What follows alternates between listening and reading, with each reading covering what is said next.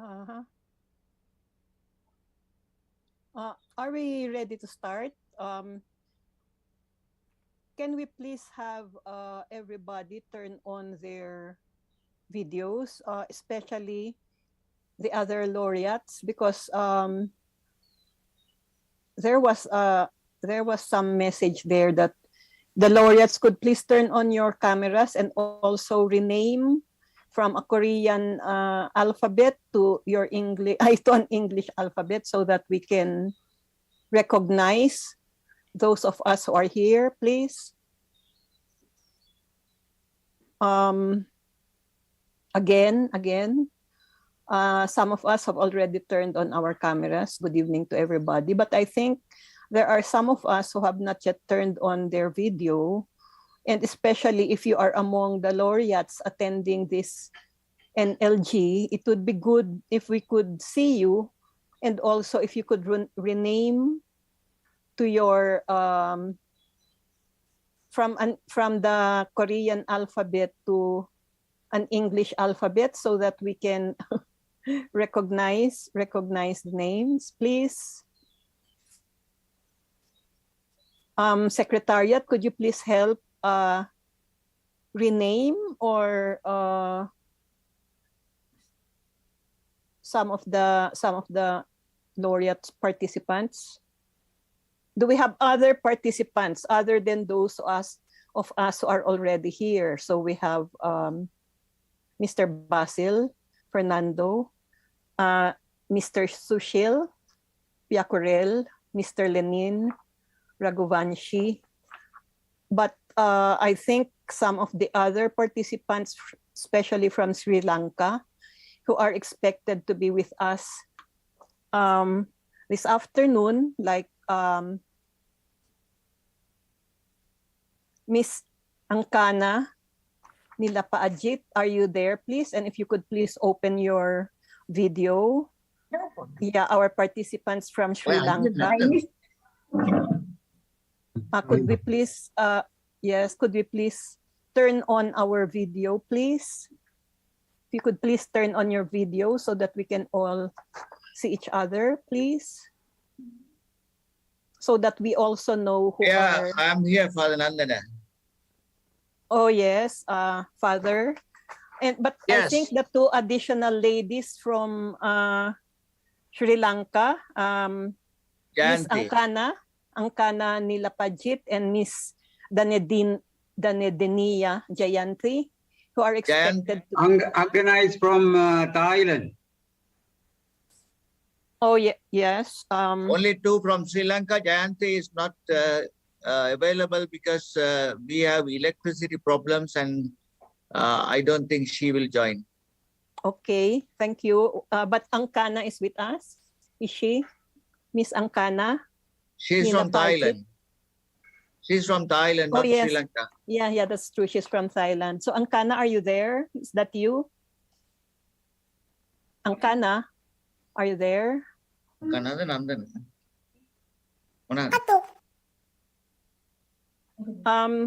Secretariat, has Angkana joined us?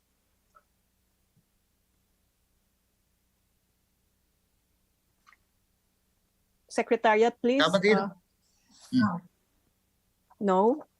Okay, I think since it's already 2 o'clock or past 2, I think we can probably start our meeting. I have been asked to moderate. So I am Joanna Carino from the Philippines, the 2019 laureate. So good afternoon to all of us here, fellow laureates, and to the May 18 Memorial Foundation, which acts as secretariat for this gathering of the network of laureates of the Gwangju Prize for Human Rights. And therefore, we would like to greet the laureates who are with us this afternoon. So we have presently co-chair of our network, Mr. Sushil Piacorel from Nepal, and we also have Mr. Basil Fernando from Sri Lanka, we have Mr. Lenin Raghuvanshi from India. And then we have Father Nandana Manatunga from Sri Lanka. And from the list that the Secretariat had provided me, and somebody else, can you please rename yourself? So from the list that the Secretariat had provided me, we are also expecting Mr. Thomas Mann from Malaysia. Is that you? So Mr. Thomas Mann, Yes. yeah, so he is here. Yes, Thank I'm you. here. Mr. Thomas Mann, Fan from Malaysia for the 2016 award. We are also expecting last year's awardee, Mr. Bejo, 2020, Untung from Indonesia. Bejo, are you here? Mr. Bejo, are you here? So the Secretariat provided me this list that said that Mr. Bejo Untung would also be with us. And then Miss Danedenia from Sri Lanka also, but Father said that he cannot be with us. She cannot be with us in relation to problems of connectivity. And of course, Mr. Basil from Sri Lanka. Okay. So I have been asked to moderate this afternoon session. Now, if you will remember, fellow laureates, we agreed to organize this network of laureates of the Gwangju Prize for Human Rights and Special Prize last year at the Gwangju Democracy Summit as our contribution to the continuing mission to defend and promote democracy and human rights wherever we are, and through solidarity actions in accordance with the spirit of the May 18 Democratic Uprising. If you will remember, this network of laureates also agreed to meet in General Assembly once a year in the form of the Gwangju Democracy Summit during the week of the Gwangju Democracy Forum, which is what this meeting this afternoon is for. It is unfortunate that there are only a few of us. I think there are only 8 of us in this virtual meeting this afternoon. Perhaps later we can discuss how to improve laureate participation in this network activities in the Gwangju Democracy Forum as a whole.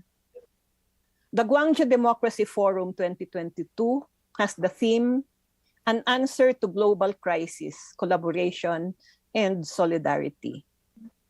As NLG laureates, I am sure that wherever we are committed to the vision of building democratic societies where all human rights are fully protected, respected, and fulfilled.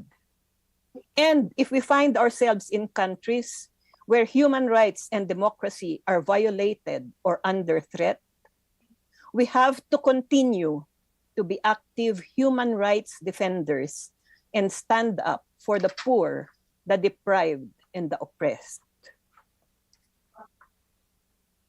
This afternoon's meeting of the Network of Laureates of the Gwangju Prize for Human Rights and Special Award will have a short presentation from Mr. Sushil Thakurel, our 2010 laureate from Nepal, on global democracy and human rights situation in COVID-19 and review of international organizations' COVID campaign.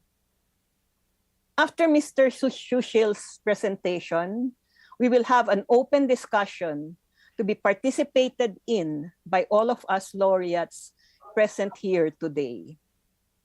We can speak on the particular COVID-19 situations in our own countries, but I propose that we can also make recommendations on how to improve the workings of this network of laureates of the Gwangju Prize for Human Rights and the Special Prize. We are also supposed to make a draft of an open letter as a result of this meeting. I expect that the Secretariat has prepared a draft to start with. So I enjoin all of us to give our full attention and active participation to today's meeting of the network of Gwangju Prize of laureates of the Gwangju Prize for Human Rights and Special Awards. So without much ado, I would like to turn over to Sushil for his presentation. Thank you. Mr. Sushil. Thank you very much. My namaste to each of you. And I'm speaking from a country where there was thousands of people who had died because of the COVID. And I think we are also one of the worst victims because of, I would say, the lack of proper health system and healthcare system, which is needed for the people of the world. Let me start with that, a bit background, how COVID was, respond. When China, we come to know from the media that there was a virus in China detected. But when it was detected, we don't know. But when the media published it, there was two tendencies we saw. The one was that China was trying to hide, and in the name of exposing China, the Western countries, instead of becoming a developed country, becoming aware of that and taking responsibility on the global, we talk about the global democracy. So instead of that, what happened?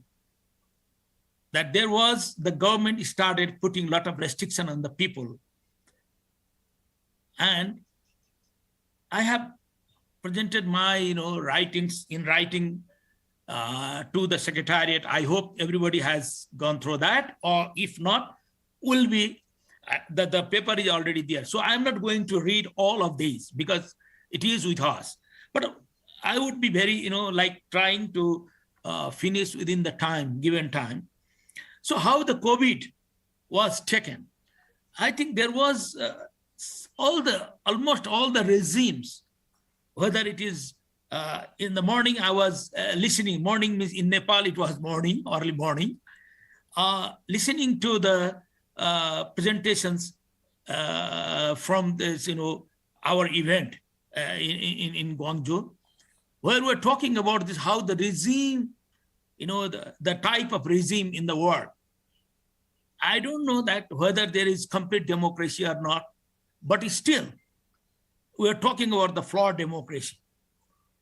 So the regime started, all the government started taking COVID as an opportune time to show their muscles first, show their power by putting restriction on the movement of the people, putting restriction on the democratic right of the people. That tendency we have seen, and the powerful country, instead of taking the responsibility, as the international instrument says, I don't think there is lack of international instrument and system. These are in place. What is UN? What is the World Health Organization? What is Labor Organization? And we have all the instrument, human rights instrument. We have compilation. If you look at the compilation of the human rights instrument, we have thick books are there, and everything is there. But keeping aside all of these, what we have seen, the government was trying to hide their incapabilities. Like I mentioned in the beginning, that even you will be surprised to know that the first victim, when we suspect that, the sample was sent to Hong Kong for PCR testing. Can you imagine our situation?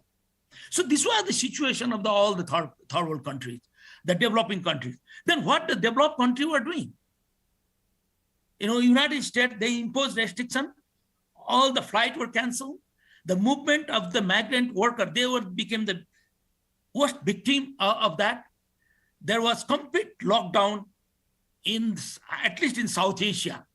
India was complete lockdown, and lot of our migrant workers were forced to come back to Nepal carrying COVID. So it was, I mentioned the word, we were the worst victim because, people were not, they were not treated as a human being. So ultra-nationalism was there, just to show that, we are able to treat our people, but we do not concern. And even China was going, US was going further and saying, blaming that, this is virus itself is a Chinese virus. The virus was identified as a Chinese, as a, like citizen of some country. So you can see the irresponsibility from the side of these all mighty countries. Then there comes that, the human rights situation. If you look at this human rights situation, not only the right of the freedom of speech was curtailed in many countries, almost, of course, it was a list in Nepal because we didn't suffer that. But in my neighboring country, the media were restricted. The social media was completely banned in many countries, and the regime, which were not democratic, they were taking it as an opportunity to suppress the people. Apart from that, the economic, social, and cultural rights, which we are very seldom talks about, it was curtailed like anything. The workers did not have, work to do. The factories were completely shut down.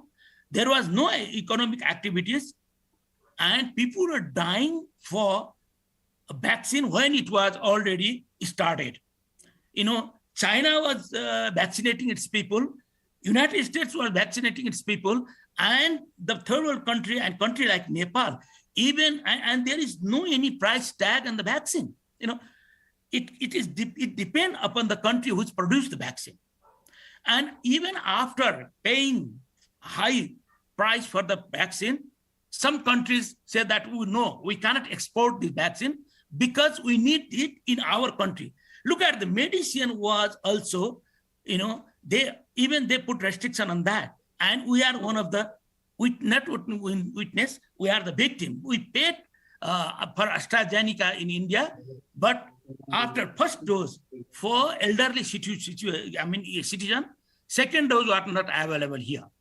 For months, for more than 6 months, we were waiting for that.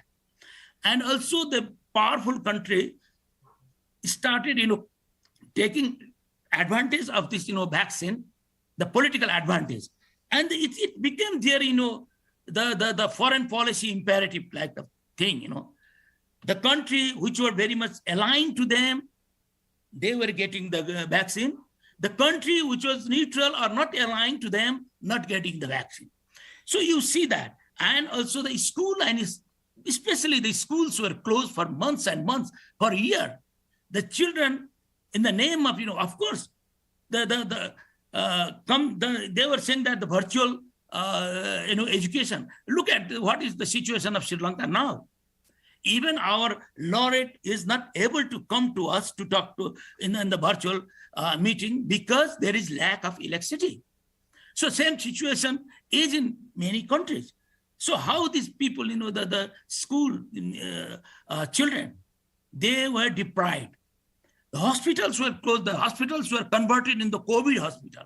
The privatization of all our health system, because of the World Bank and IMF, they always push the countries to go for privatization. Schools were privatized. So government school, children were not getting any education, whereas the private school, of course, the wealthy family goes there. The children from the wealthy family goes there. So these are the things, complete deprivation of the human right, taking advantage, I would say, from COVID. Some of the banks,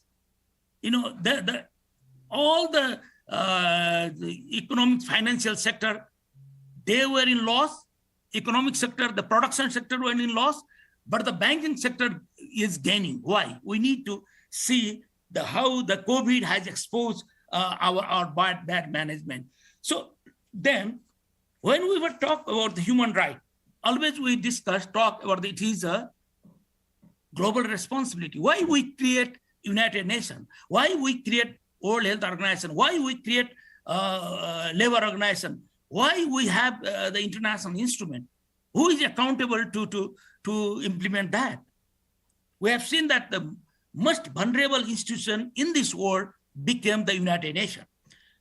The General Secretary was proposing many things, but there was no country to listen to that. Even WHO was, became victim of the political maneuvering and the ideological clash between China and the Western country. So they suffered a lot. You see that the COVID was identified in December 19, and only March it became pandemic. The World Health Organization declared pandemic, that it is a pandemic in only March.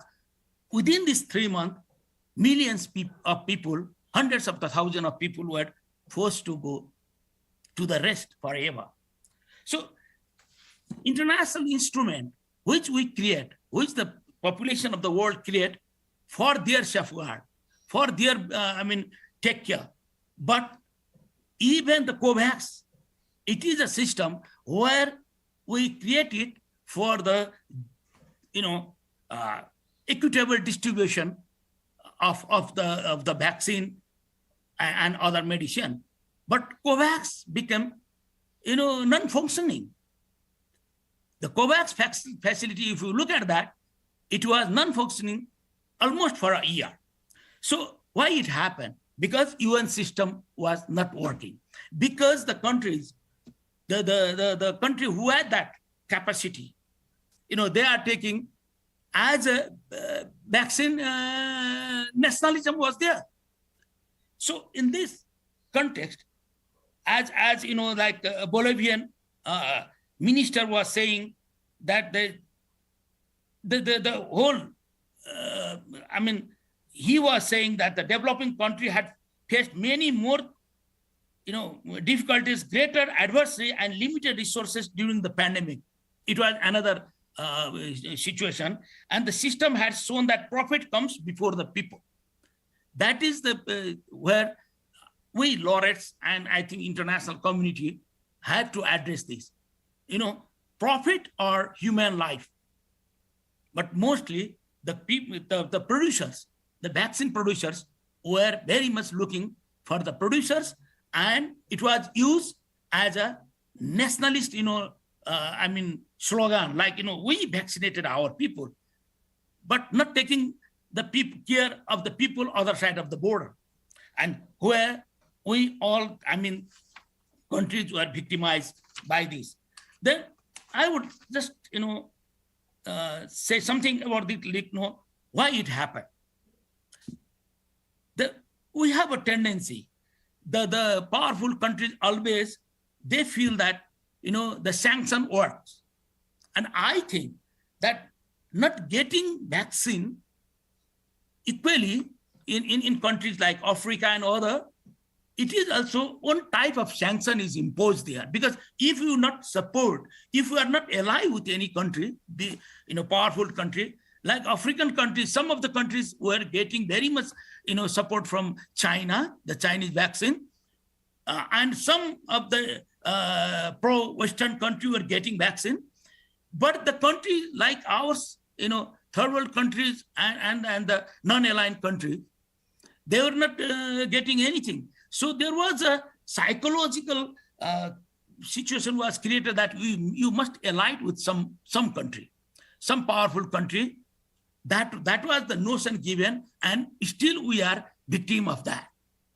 So we need to see why it happened. Because our international, we call the global democracy. But how we achieve the global democracy? If we don't have a system of accountability, if the World Health Organization is not able to perform its responsibility, if the International Labour Organization is not able to perform its responsibility, if the Office of the High Commission for Human Rights is not able to perform its responsibility, then who should be held accountable? I think we talk the human right, when we talk about human right, the international humanitarian law the international human rights law, what it says, we have a lot of, I have already mentioned that we have a lot of instruments, but no instrument were applied, and we have no any mechanism where we can held accountable to those who violate the international humanitarian law, international human rights law. And the pandemic should be taken as an international issue. And there is the responsibility of the countries, the bigger countries, the powerful countries, the resourceful countries, and the international organization to take care of that, to respond to that. Pandemic is not a problem of one country, single country. It's an international pandemic.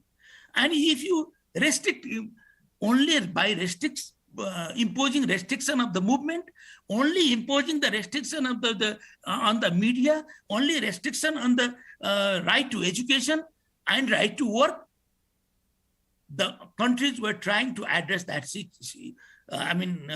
COVID situation by putting a lot of restriction only. They didn't know how to do. They didn't know how to move, because the bigger country, which were producing the medicines, were enjoying with the money. Even I can give you instances. The Western countries, some of the European countries were dumping the vaccine. And we come to know that Denmark have a lot of AstraZeneca, which they are not allowing to vaccine their people, because they don't support that. They have some problem with the AstraZeneca. I don't know that. Then Nepal tried to get that AstraZeneca, which they were going to dump or throw, but we didn't get that. That means that we don't have a just full international system. We have institutions, but non-functioning institutions. So challenge is that, how we make them, how we make them operational, how we make them functioning according to their responsibility. We have seen the situation of Sri Lanka. Of course, Sri Lanka situation has reached in this situation because of mismanagement. We know that, authoritarian rule, whatnot. But apart from that, the handling of the COVID, the victim of the COVID also, it added them to reach in this situation. So when we talk about global democracy, the global democracy means democracy in each country. Democracy cannot function unless there is human right. And when you talk about human right, of course, human right is the responsibility of the international community. So we need to discuss, we need to talk about the accountability, held accountability. Unless we talk about the accountability in the international system, I think we all are victim of the COVID. The virus is there. So it has exposed our ability to rule. It has exposed our, the world, the worst victim. If you look at the death rate, the United States has the maximum death rate. Why? There is everything, but why didn't it work?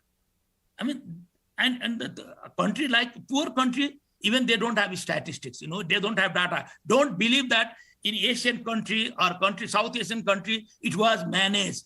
No, I can tell you no, because we don't have proper system of recording. We don't have data keeping. We don't have a health system in that. In the situation to record everything. So in this situation, I think we have to think about the COVID has taught us a very, important lesson, that is international cooperation on human rights, on health, on economic, social, and cultural rights. Unless there is not a, accountability system, and we can held accountable, and we have to make functional the UN bodies, the international instrument, and the international human rights bodies. They should not only record the instances of human rights, but they should go to the cause of the human rights violation. Why it is happening in many countries of the world. So with this, I think I would be grateful to listen to the other laureates, friends, and of course it will help me to again look into my own piece of paper, which I have already sent to our secretariat, and it is made available, I'm sure. So, of course, I will be adding, I will be listening to you all, and let us work together. And because we are from various countries, we work together for human rights.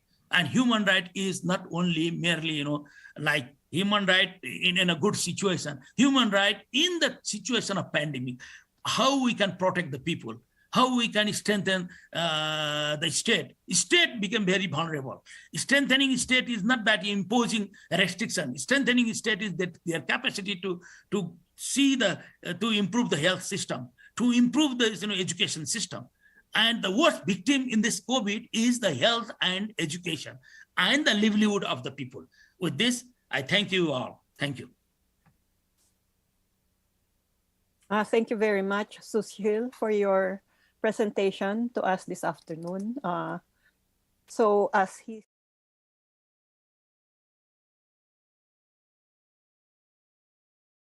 that all people, wherever you are, whether in rich countries or poor, should enjoy the right to health. But unfortunately, under the international situation today, this is not so. And the rich countries, which is also where the vaccines were prepared, have had a monopoly, especially during the early days of the COVID pandemic. And they also wanted to vaccinate their own nationals first. And therefore, many of the countries in the underdeveloped world or in the third world were actually in a very poor situation. Lack of access not only to the vaccine, but also the state of the health system and services in the poor countries. And therefore, he says that actually this is a global concern, and therefore there should be solidarity and action also globally in relation to the basic health problem of the pandemic, which worsened the human rights situations in many countries, especially here in Asia. Now we would also like to welcome to this meeting the present laureate, the 2022 Gwangju Prize for Human Rights Awardee. So she is here with us, Cynthia Mao, and she is the head of the Mai Tao Clinic. So welcome to this meeting, Miss Cynthia Mao. So can we open the discussion now to some of the comments? And I mean, if we have comments to make on the presentation of Mr. Sushil, and perhaps with reference also to the COVID situation in our countries. So can we invite the laureates to make your comments?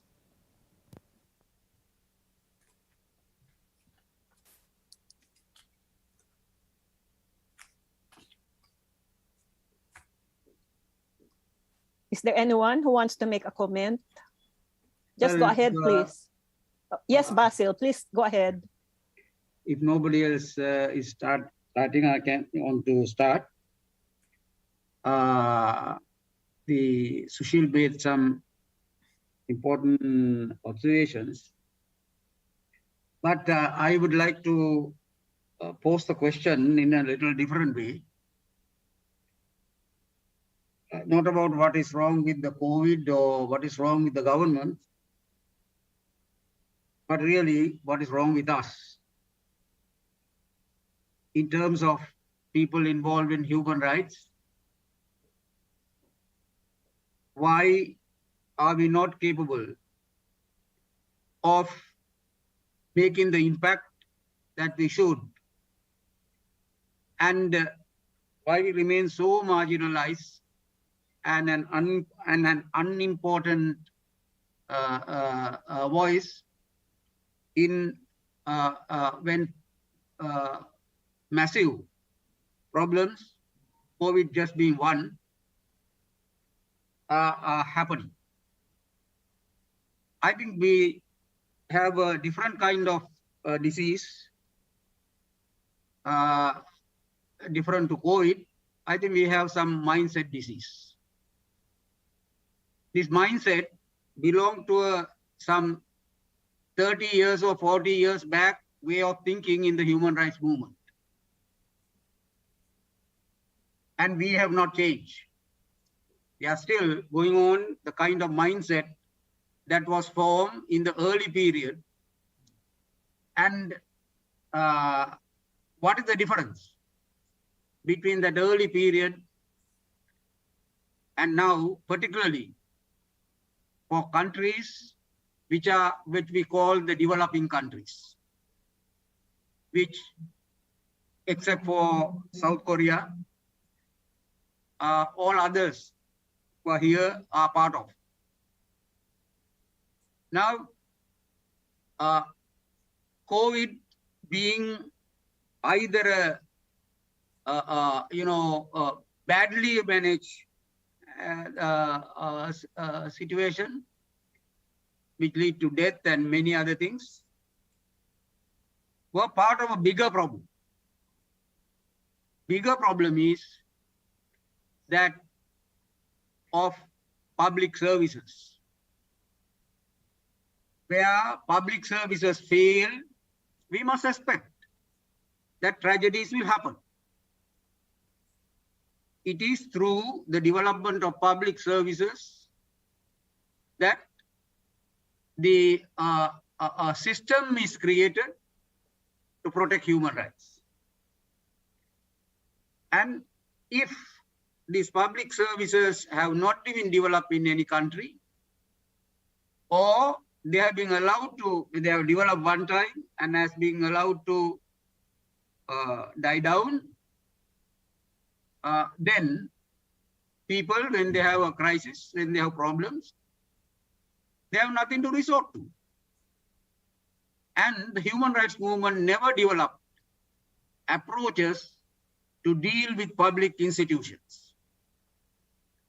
We know if there is a torture victim, or if there is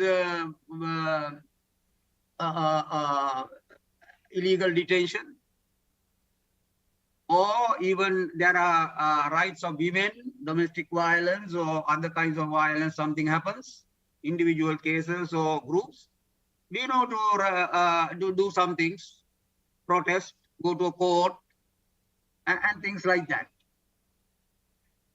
But we do not know when the institutions go wrong. And all the institutions in our countries, in what are called the developing countries, have gone wrong. And that is why when you have problems, there are no solutions. It's no point talking about problems. This time there is COVID. Some years ago there was SARS. And in the future and before that, there were other problems, HIV/AIDS. And natural disasters will continue to come. This is out of our control. These are natural events, but that is not the issue. What is under our control are the public institutions through which we fight back. It is through the public institutions only we can fight back. Individuals can do a number of things, but we cannot fight back major issues. You have to fight back through institutions. Unless we know how to fight back against what is wrong with our institutions, then we will keep on repeating like that, and after some tragedy, we will come back once again and we will make speeches. So what are the institutionally, democracy functions through institutions. And where democratic institutions fail, then it is not democratic government. Whatever it is not a democratic government. And institutions that are failing among them are, first of all, the parliaments or representative bodies. And you go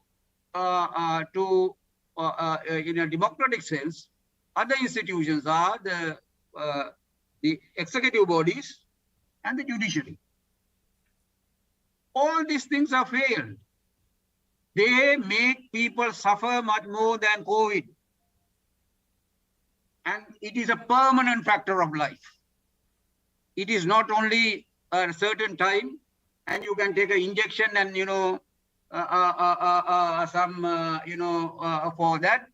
And then we feel that we take the first shot, second shot, and third shot. And then we say, okay, at least to some extent, we are immune. But when our institutions die, there is no such injections. We just suffer every day. And how do we suffer? In every possible way.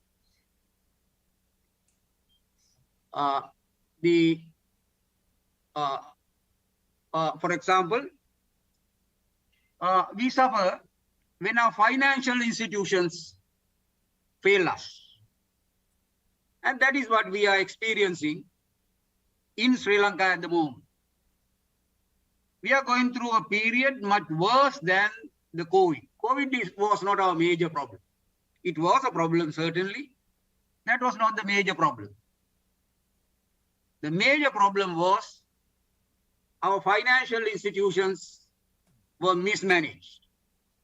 Not mismanaged, robbed. They were robbed. Public. And just now in Philippines, we find Ferdinand Marcos's son has come back as the president. And what did the people fought against at the time? To get rid of Marcos. But Marcos died. Marcos' money that was stolen from the nation did not die. It was powerful enough to create another president. And it will go on. Sri Lanka is robbed. That is why we have a financial crisis, where we are being told that from yesterday, we entered a period called the hard default. Hard default in economic terms means that we are a non-credit-worthy country in the world.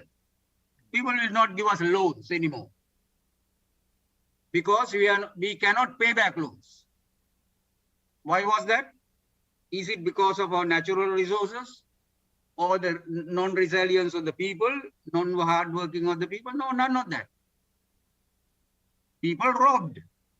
They took the state money and deliberately mismanaged so that we have come to that point, and the people for next 10 years are going to suffer much more than from COVID. At least for 10 years. If we come out after 10 years, we will be lucky. And what is this nation? This was called the hope of Asia. When many of your countries were still very backward, Sri Lanka was considered second only to Japan. And today we are hard default country. Who did that? It's not the individuals. Our institutions did that. Take the same thing when it comes to our justice institutions. The police is a thief institution. It is an institution that people don't trust at all. Torture, extrajudicial killings, bribery, and corruption. That is what policing means in all of our countries, I think, with exception, once again, to places like South Korea, to some extent Hong Kong, very few places. In these places, the people, for human rights, we have to go to the people to make complaints and to get investigation. Which country can you tell me where you can honestly believe that a proper investigation will be done?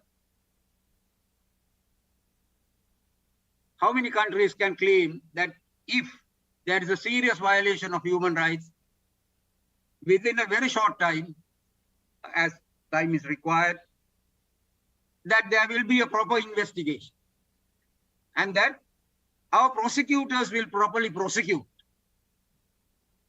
and then our judiciary will properly adjudicate? I come from a country where we one time claimed that we had that, and that was partly true. Not fully, but partly true, but not today. Today, hated institutions are the police, prosecution department, and judiciary to some extent. Judiciary still sometimes maintain its capacity, but they are under political pressures. So we can go on to all institutions. All the institutions have failed, but we have not learned to fight against that. Human rights movement does not have no strategies to fight against that. But I'm also talking about hope in Sri Lanka. For the first time in our history, some other people have learned to fight. Not NGO people, not the leftists, not the trade unionists, but a younger generation of young adults, men and women. They have come forward and build movements which in Asia we have not seen in the recent times. One of the greatest movements is today on the streets, but completely peaceful. Completely peaceful. Don't take even a stone to their hands. Deliberately, very principally, on their own, not just by accident, completely peaceful. And and who breaks the peace? On the 9th, the Prime Minister of the country broke peace. He brought goon squads trying to attack the people who are peacefully demonstrating. He brought them all over the place, given them to drink, and just not him only, number of ministers, number of members of parliament, number of higher-ups in his party. Basil, I think thank you very much for your comments, but I mean, could we wrap it up, My main please? message is this: unless we learn from these new movements and does not change our way of style of work, we will be outdated and our contribution will be very little, despite of any awards and other things. I have also got that award, but with all these awards and other things, it doesn't mean much to the movements and the suffering people of our countries.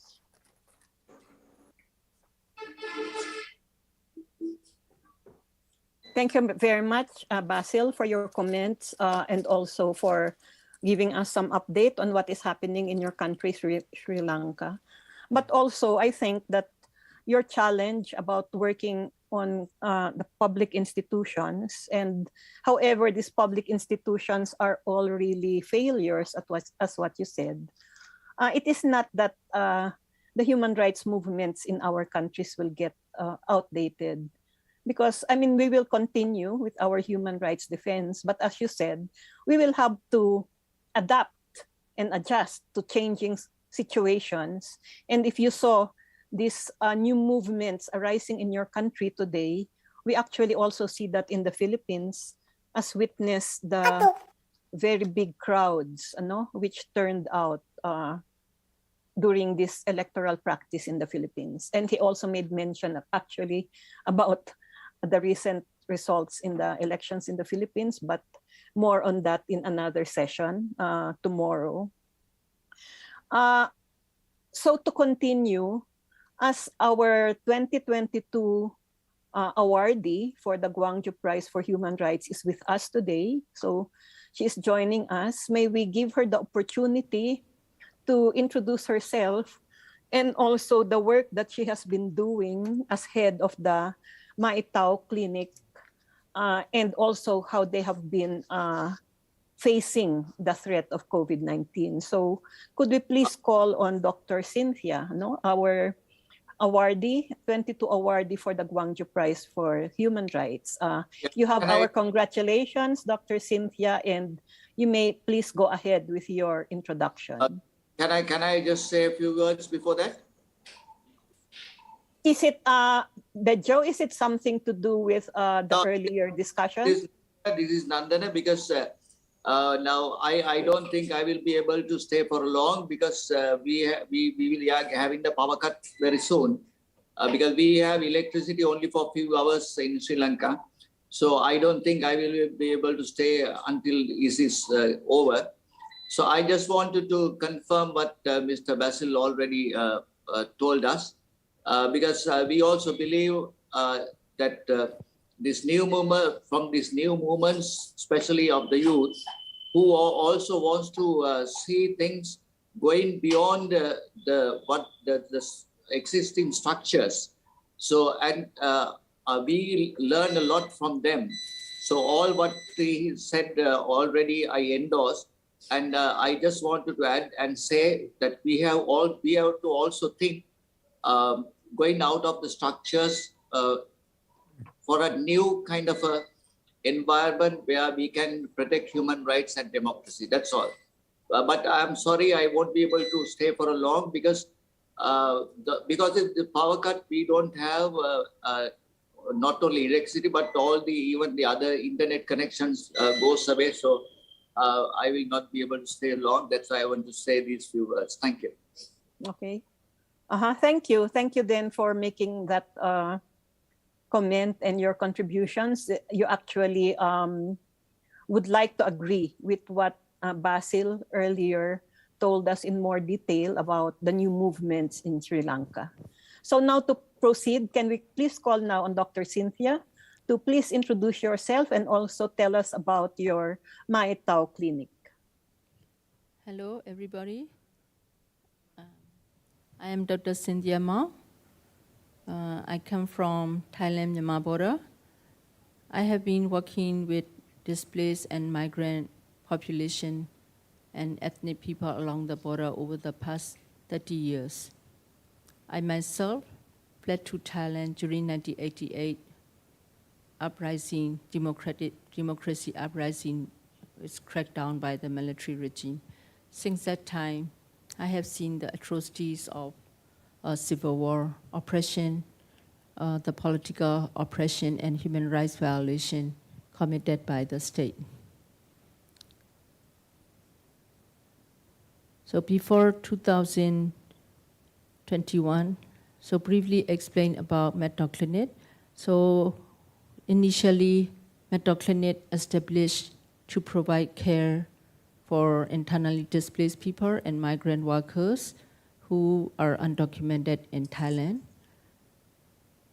So these people could not access health service from both Thailand and Myanmar government because of their legal documents or the international humanitarian assistance be obstructed or restricted by the Burmese military regime.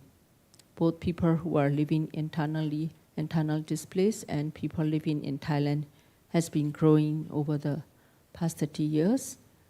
So until 2021, and as of 2021, the UN OCHA stated that there are almost 350,000 people internally displaced on the in the China border and India border, Bangladesh border, and in Thailand border.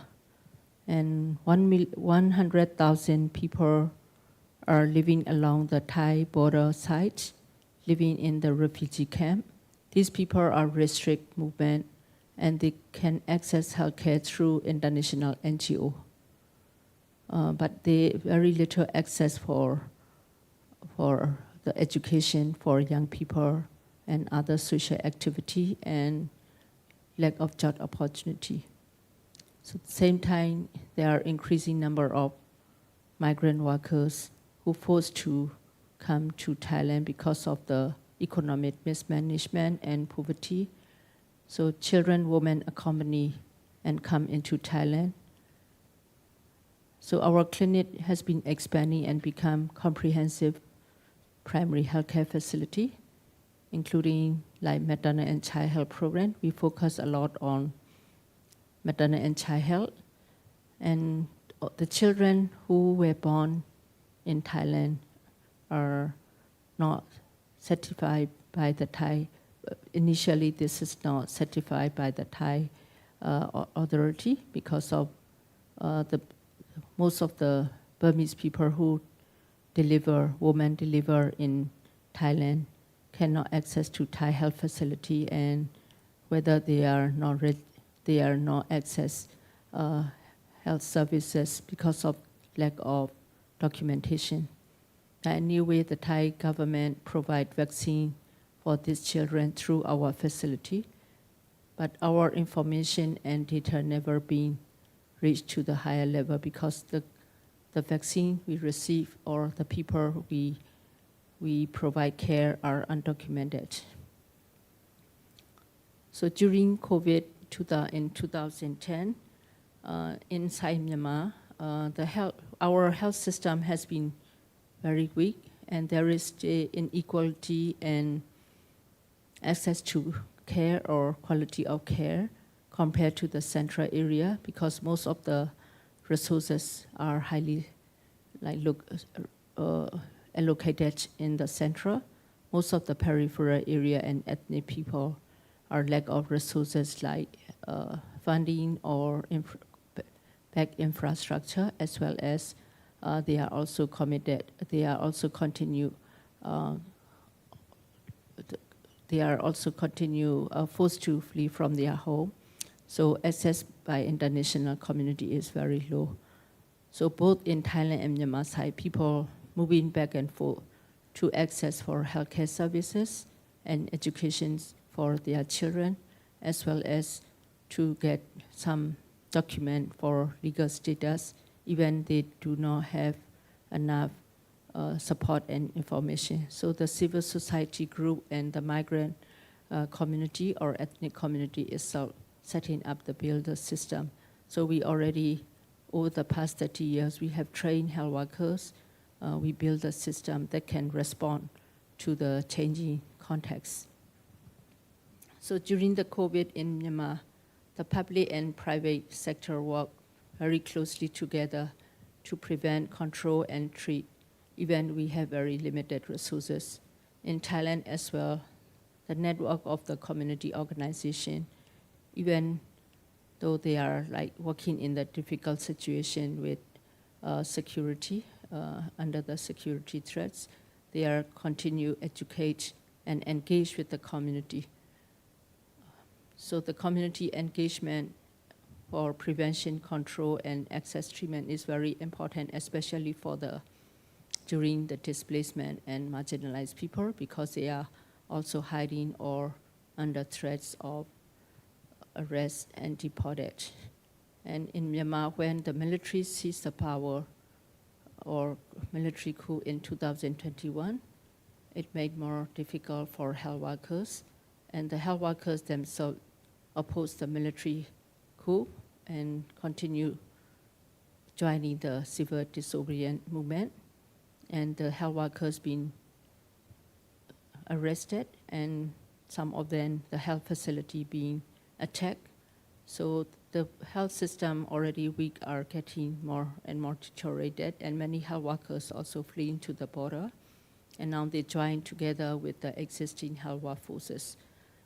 So even in the challenging time, the health workers, health professionals continue fighting for human rights and whatever resources available, forming the network of health professional association, and to make sure that the people engage with all the prevention and control activities.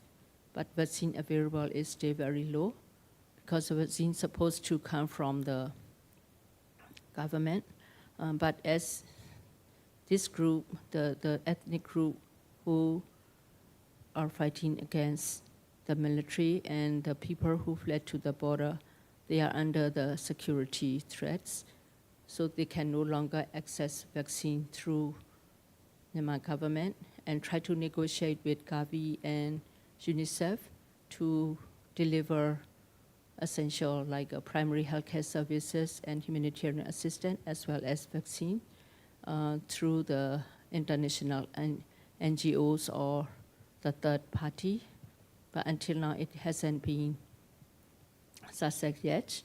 And at the same time, people who are living on the border in Thailand, since they are undocumented, they're afraid to go to the public health services, so cannot access vaccine, and the availability of the vaccine for migrant community is still very low because of their legal documents or the mobility.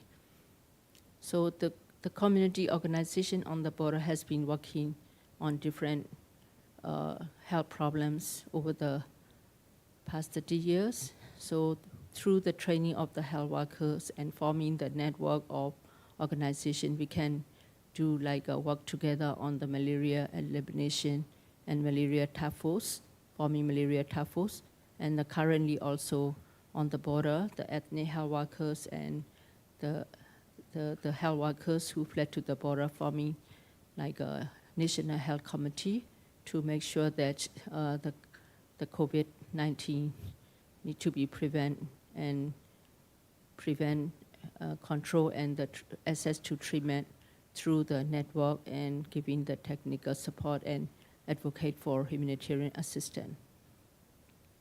So what I would like to highlight today for Burma is even in the under the military coup, continue fighting under the military coup, the people are subjected to have human rights violation, as well as they are also the security threats for the health worker and humanitarian workers. It made more challenging for control of the disease, and the trust of the trust from the community to the military is broken, and the relationship between the ethnic health organization, this has been existing, health network has been getting interrupted, and the coordination mechanism is getting difficult. So under this under the state violence or obstruction of the humanitarian assistance, the trust of the community to the government has been deteriorated. So it is made more difficult for humanitarian workers to do effective control of vaccine.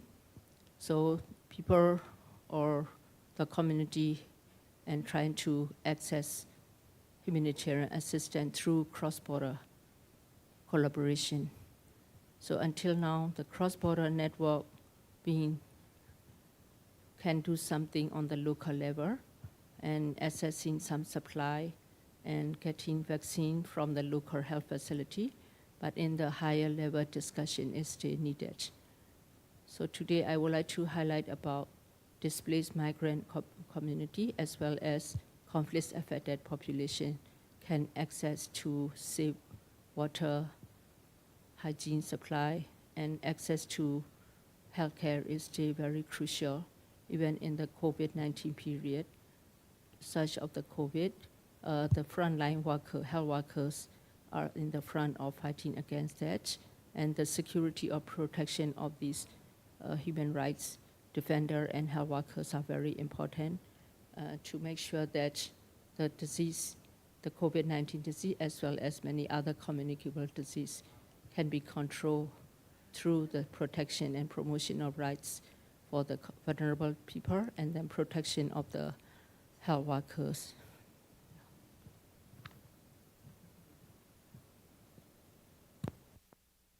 Thank you. Thank you very much, Dr. Cynthia, for that presentation and for sharing with us the situation at the border, no, where displaced people from the conflict in Myanmar, and also because of the lack of legal documentation and everything, really have a difficult time in relation to having to access not only the vaccine under these very difficult circumstances, but even basic social services such as water, no, and even education. So all the more we see the point being raised by Sushil earlier about vaccine inequality, but it is it's difficult for developing countries such as ours but it is doubly difficult, no, in areas of conflict where you have displaced persons and refugees who have left their countries but live in refugee camps or borders, and now have the most difficult time in acquiring not only the vaccine but even basic social services. And that is why there is really the need for international solidarity, no? I mean, you have our solidarity, Dr. Cynthia, but really there is the need for wider international solidarity, so such that grave problems such as this on the ground can be raised for wider attention, hopefully. So other laureates, do you have other comments to make, recommendations? We can open, please go ahead. Yes, Thomas from Malaysia, please go ahead. Thank you. Thank you. Good day to all the fellow laureate, Madam Moderator. Yeah, I think that COVID is something that none of us in our lifetime have experienced. I mean, it is a global phenomenon that hit us in the last 2 years. And I think we heard from Sushil the ugly truth about vaccine nationalism, how the wealthier countries use their wealth and position to prioritize themselves. Then we also heard about vaccine inequality within a country, whereby those who have and those who have not, there is an inequality, and also the inequality in distribution due to failure of government, either through incompetence or through crises like civil war, things like that, and displaced people.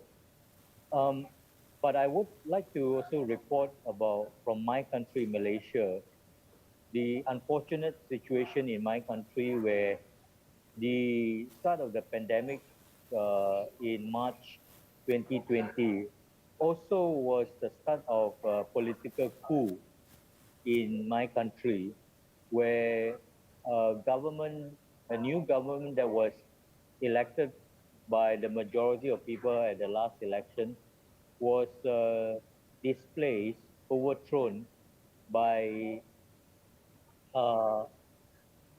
members of parliament who defected to the opposition to form a new government at the very start of the pandemic. And when the new government took hold, they used COVID. They used COVID as an excuse to suspend civil liberty with the lockdown, to hang on to power in the 22 from that time onward, because the new government had a very slim majority, and in order to hold on to power, they even suspended parliament and election through a declaration of emergency in the name of COVID. So in the name of COVID, we found that our country, the democracy has taken a few steps backward because of this authoritarian tendencies of the government. Now, the failure that we are facing, I just want to echo what I think Basil has brought up. It's really the failure of institutions. You know, our institutions have not come to a place where they are strong enough to hold whoever is in government accountable for their action. So a prime minister in my country can arbitrarily on his own just suspend parliament without any almost like way to challenge that or check that.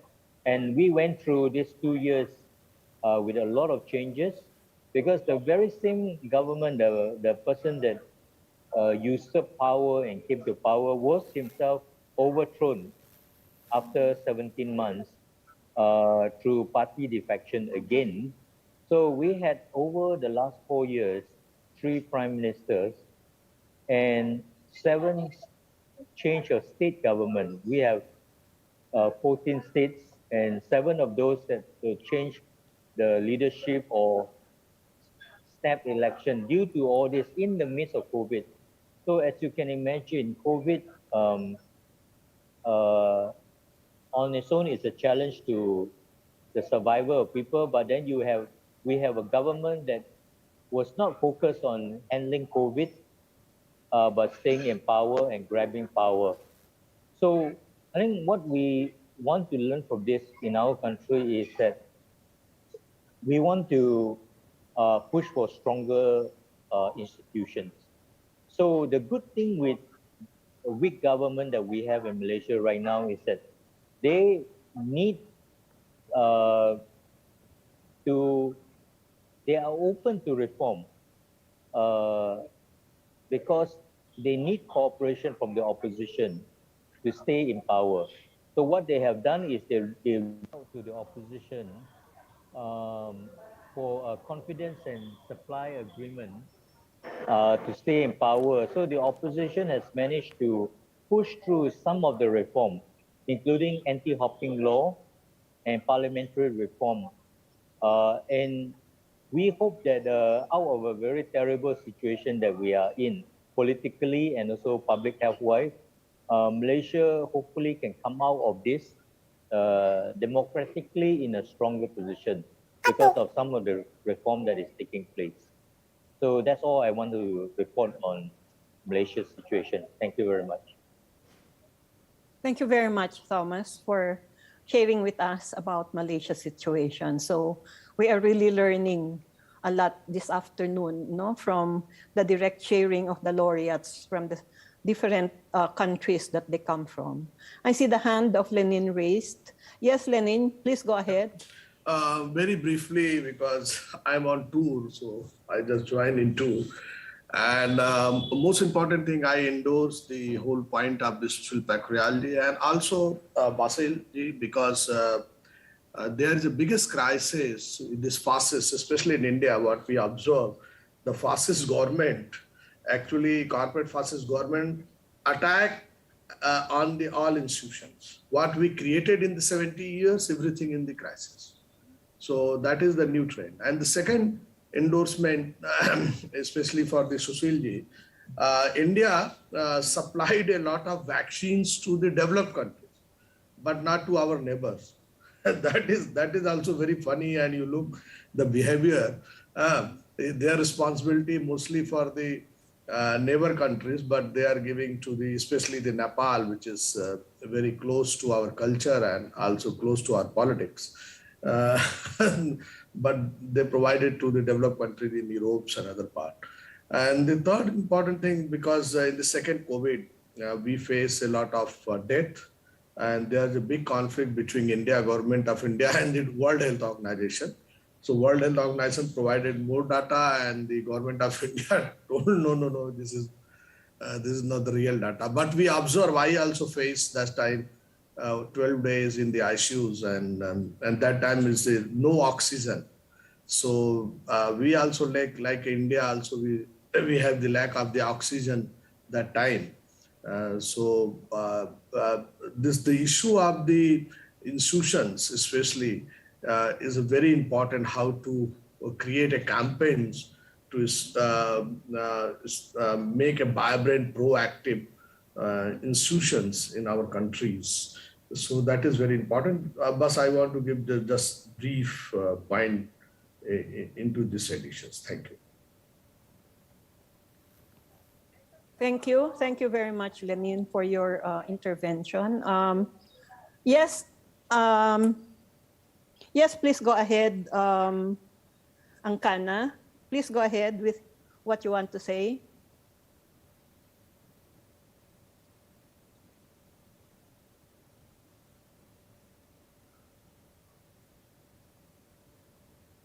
I think you are muted. Please unmute your mic. Okay. Okay. My name is Shuming and I'm from Laos. First, let me congratulate Dr. Cynthia Mao, who is the 2022 Gwangju laureate. I've been following your work for many, many years, and I really congratulate you and also admire you all these years of work you have been doing at the border, Thailand and Myanmar border, serving the refugees and the migrants and those who escaped from political violations. I want to just raise the questions. I think Basil, Thomas, and everyone has commented on the failure of our institutions. The issue is that we have seen this failure over many, many years. There have been some attempts at reforms, maybe a new government comes in and then do a little bit of reform and then slide back again. The question is, we have really failed as people, as Basil say, we have ourselves to blame. But at the same time, I still don't have the answers. How can these institutions be made accountable to the people when they are not actually responsible or accountable to the people themselves, but as Basil has said, they set themselves up only to rob the country. So my big question is, do we see a way of how these institutions can be reformed? The second issue is also raised by what we see around COVID and now the conflict in Ukraine are like the elements to make the perfect storm for our unraveling political and also economic crisis around the world. We see in Sri Lanka, I can tell you in Laos, we are the next Sri Lanka, except that we are next door to China, and maybe China will not let a Sri Lanka happen at their doorstep. We have seen young people trying to do something, but in talking to the young people, none of the young people have any confidence in the institutions. You talk to them about whether they would like to enter politics, no. Would they like to do anything to help reform the institutions? And they will say they have no confidence in the institutions. So I think our generation, have failed and we continue not to have answers for our younger generation. Maybe I'd like to just throw this out for some of the more, for the other laureates who may have some comments or suggestions. How do we actually change our institutions?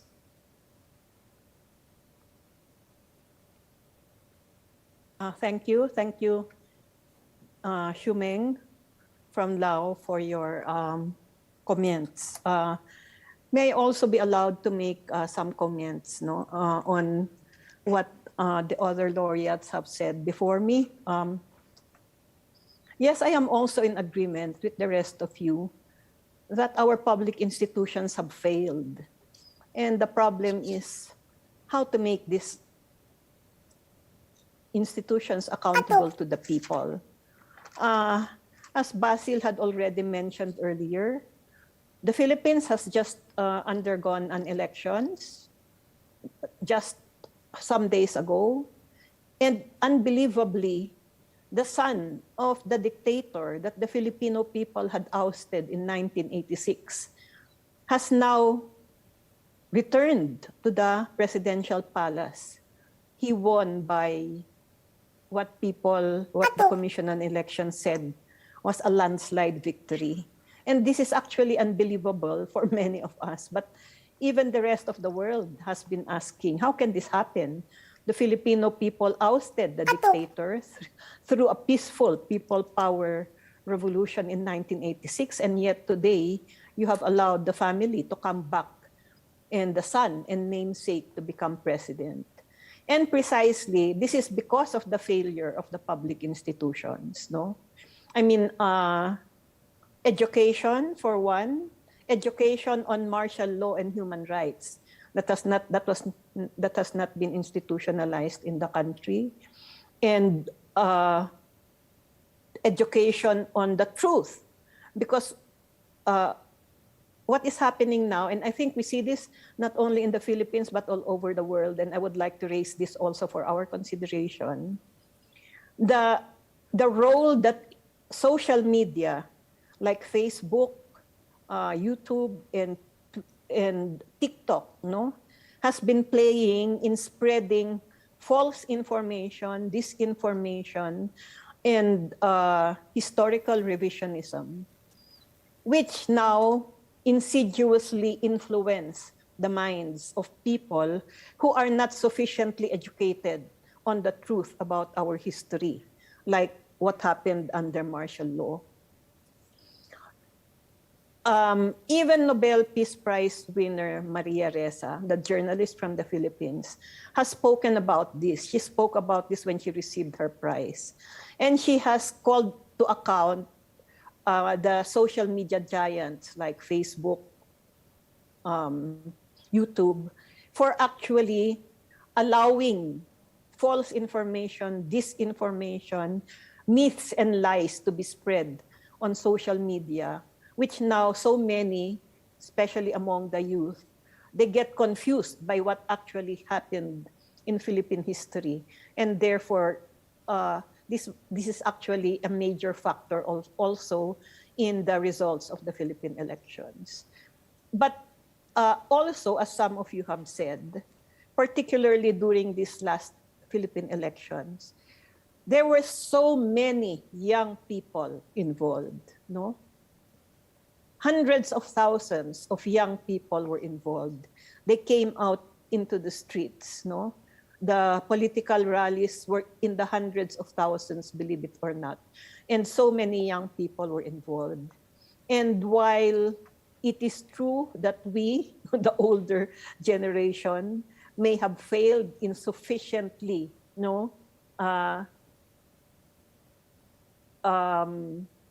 defending human rights, such that today there is a complete failure of the political institutions, I think there is hope, because we see now the youth in their thousands, if not hundreds of thousands, coming out and putting themselves on the line and saying that they have a stake in the country's future. And therefore, it is important, that we persevere in still trying to be part of all of this whole human rights and democratization movements, and that we are able to adjust to the times, I mean, Basil was saying that, we have not changed our mindset and everything.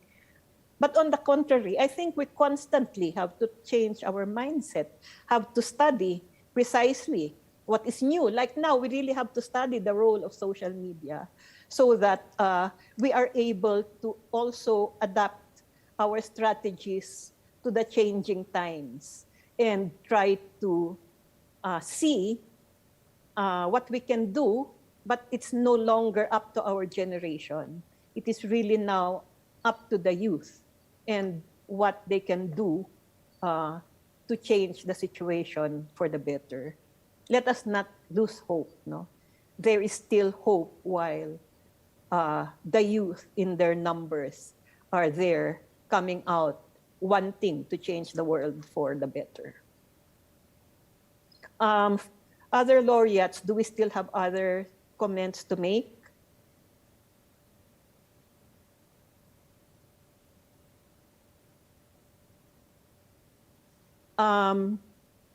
Because as per the program which was provided by the Secretariat, at around this time, because this is just a 2-hour meeting, we should be wrapping up and making a draft resolution or a draft open letter or something, no, as a result of this meeting of the laureates. Now, also, while the presentation that was given to us by Sushil earlier today was on COVID-19, I think from the discussion, it is clear that while COVID-19 is really a big problem which all of us face, there is a bigger problem. There is the bigger problem, and that is actually the state of the governments, the state of the public institutions and the governments that we find ourselves in our countries here in Asia. And because of the failure of these public institutions, the work for democratization, peace building, human rights defense is never ending, no? I mean, we still have to proceed. These countries may be calling themselves democratic countries. Actually, the Philippines says it is a democratic country because it just held its elections, but look at what the results of the elections were. So it is clear that while these countries claim to be democratic countries, the institutions which are supposed to make democracy work, no, like elections, parliament, the judiciary, human rights institutions, really have to be reformed. And precisely that is the question which has been raised. But how do we reform these public institutions? No, of course, one would be participating in, for instance, the elections, like even in so far as there are so many problems associated with it, no, and trying to reform. But also, I think since all of us who are here and who have been selected as laureates through the years actually come from people's organizations and civil society organizations. And I think that it is up to us to continue with our never-ending task of human rights defense, working for democracy and peace in our particular countries, and also providing solidarity to each other, no, as we face concrete problems in our specific countries. So if we are to prepare a draft resolution, a draft open letter from this session of the network of laureates of the Gwangju Prize for Human Rights, while COVID is a major problem that we face, I think from the discussions that we also really have to make mention of the problem which Basil raised at the start, but also the rest of us have talked to about the failure of these public institutions or the failure of these so-called democratic institutions, and therefore the task of democratization, human rights and peace building still has to continue. May I please now ask the Secretariat if you have prepared a draft for discussion of the open letter.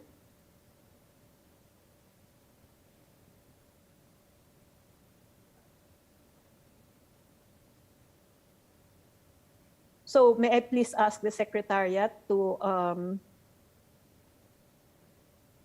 if you have prepared a draft, because otherwise, that's probably what we should be discussing. Anybody from the Secretariat who can help us here?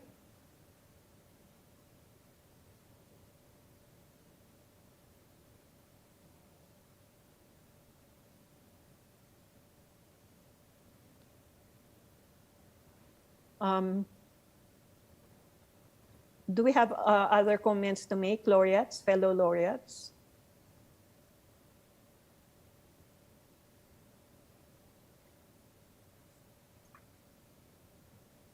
Well, if I may just add very briefly, Yes, please go on.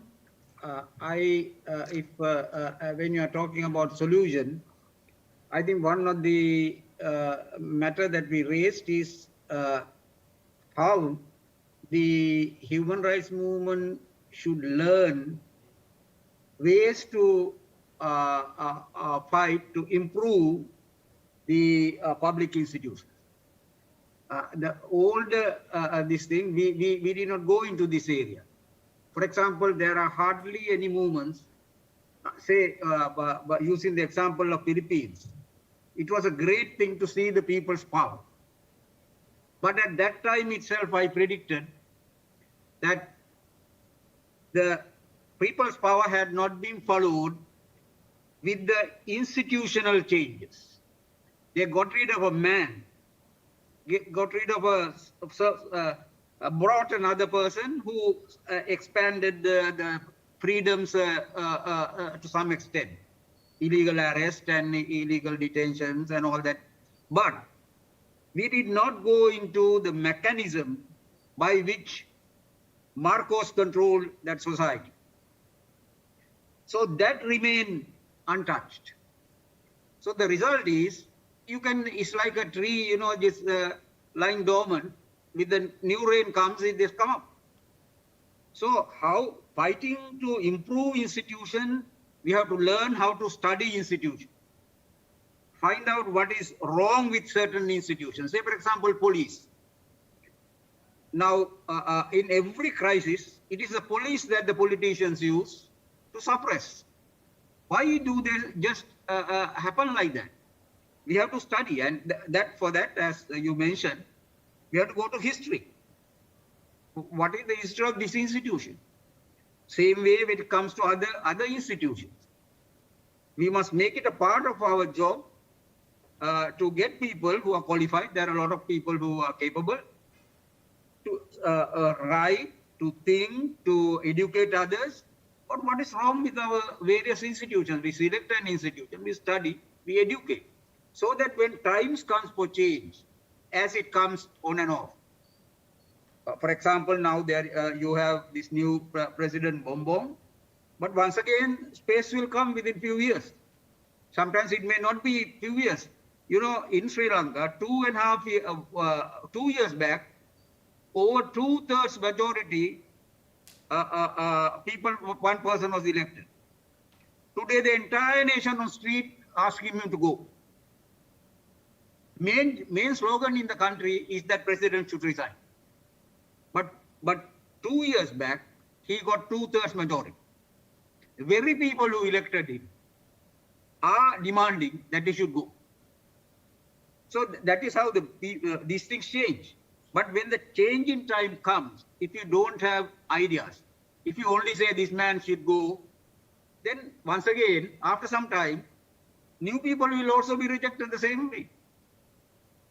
So if we educate people and we ourselves educated, then due to the new generation and tool, you demand these changes. But for that, we have to do a lot of hard groundwork. So if we can add this area, how to improve our methodologies of work so that we become much more efficient in demanding reforms of public institutions.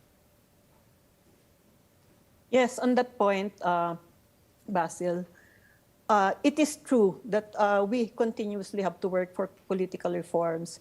Like in the Philippines, the Constitution has an anti-dynasty provision. And yet, Congress has never passed the implementing rules and regulations to ban dynasties.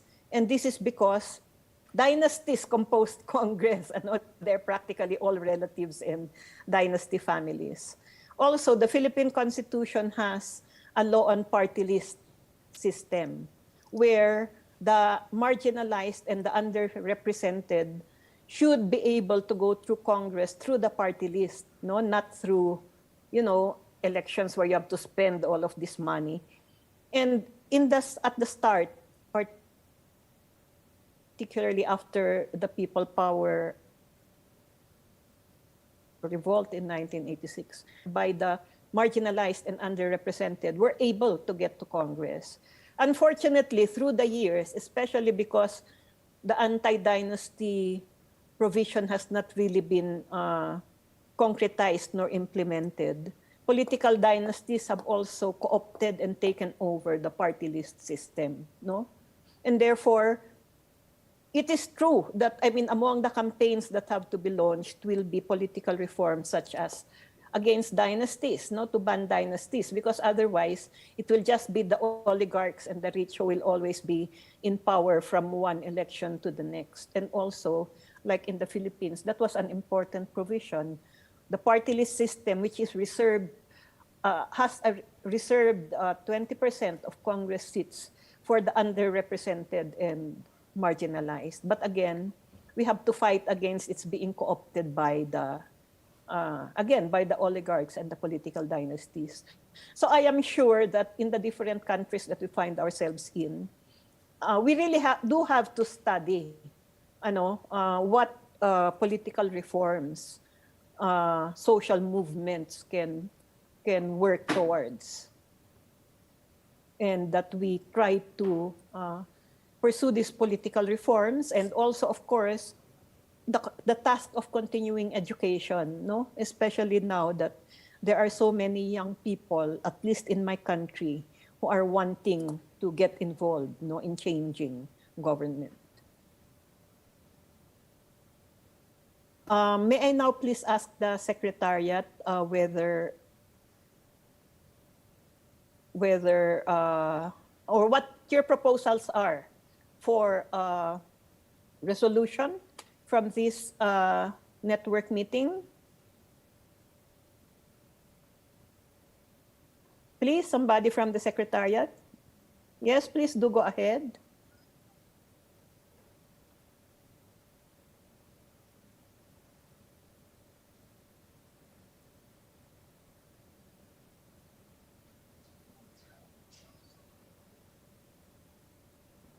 Yes, please do go ahead.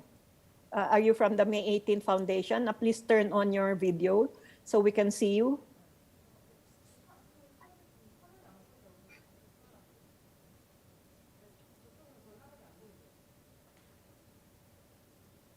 Yes, calling on the Secretariat, please.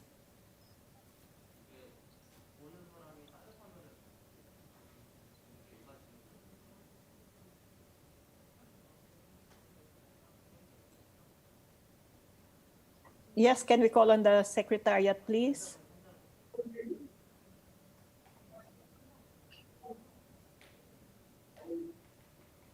Perhaps, if I may, Madam Moderator. Oh, yes, Thomas, please go on. Yeah, we could propose that the Secretariat draft a statement based on the presentation and discussion that we had this afternoon, and then through the email sent to us to comment and finalize it. Okay. So Mr. Thomas Fan from Malaysia has proposed, are you listening, that we request the Secretariat, which is the May 18th Memorial Foundation acting as the Secretariat for this network, to please draft a synthesis of this meeting that you will circulate to the laureates who are here present for our comments before we release this to the public. Is that okay with the rest of you laureates, or do you have additional recommendations? No, it is okay, I think. Okay, Lenin, you want to speak? No, it is okay from my side. Yeah. Okay, so you agree to this suggestion of Thomas. Shumeng, you want to say something? You have your hand up.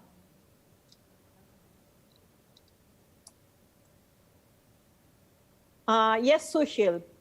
You wait, please. Shumeng, you are muted. So I see that you are speaking. Please go ahead, please, before Sushil. Oh, sorry.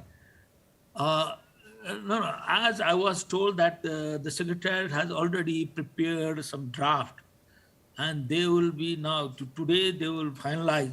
I was told like that, but I don't know, maybe I couldn't understand that. But what I think is that we must, suggest them that put something like we discuss not only the COVID situation and the impact on the global democracy, but the thing is that unless, as Basil is always raising this issue, this is not that, today only. Yes, yes. But the problem is that, as you also mentioned, like, that there's, in the name of judiciary reform, in Nepal, we are a bit different than India. We have a constitutional, council which appoint judges, but again, bringing in the new fresh brought in the judiciary, what we did that we gave few seats to bar association, thinking that, maybe this, practice, practitioners, that like the advocates who practice in the bar. So if they also come to the, bench, it will bring reform. But the consequence is that, the bar itself is so politicized now. So they started saying that, okay, from Congress or from Democrats, if you have two seats, then from the Communist, we must have one seat and one seat that. So based on the election, in the parliament, they get the seat. They have allocated seat in the judiciary also. So I think, reform, yes. Without, I was talking about this international institutions reform also, because the accountability is essential, I think. And also there's a, we have impunity. So we never address that impunity because of, again, the same thing is that, our institutions are very weak. So I think, for that, I would propose, so put something on this in our statement, but may I request that we laureates, had sometime another meeting, especially focusing on that, because, we need to hand over something to our coming generation, So I mean to say that, new laureates are also coming, So how we continue, of course, Basil is very senior and he is raising always this issue. So how we bring, what is our strategy to translate it into the action? So that's only. So if we can bit guide through the statement, and I would propose that, let's have another session, especially devoted on this issue of how to address what we are addressing. The weak institutions are the major, like even Lenin mentioned that. In India, now the judiciary, can you imagine the Supreme Court Chief Justice is retired and next day he became the member of the upper house of the parliament through nomination by the political party, by the establishment. So it is happening here also. Yes, of course, I understand that. That's true.